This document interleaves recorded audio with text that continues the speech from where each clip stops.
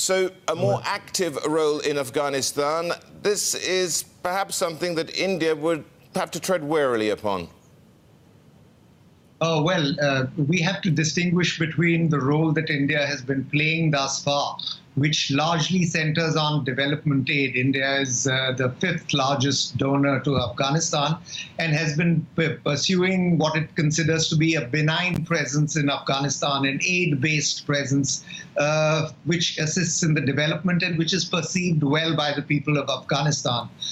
In contrast to putting boots on the ground, sending soldiers to Afghanistan, which India is not inclined to do because it sort of creates a bad impression and it arouses all kinds of red buttons and red flashing lights in Pakistan. So India has basically agreed to do more by way of development aid, but has made it absolutely clear that it would not be putting boots on the ground.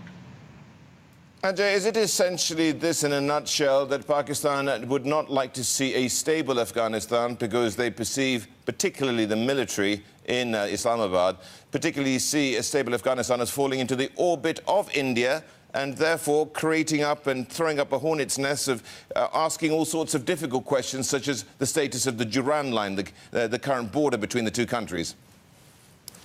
Well, Afghanistan-Pakistan relations have always been troubled for the reason that you put out,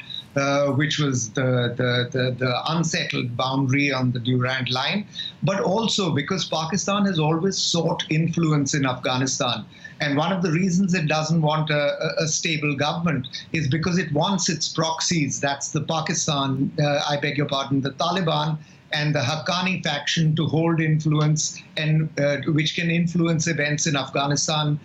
along the lines that Pakistan desires. And it certainly does not want an Indian presence because it would be seen as being outflanked on both sides by India. So to that extent, Pakistan is perceived by Afghanistan as playing a malign, meddling role, and that's something that the two sides have not been able to sort out.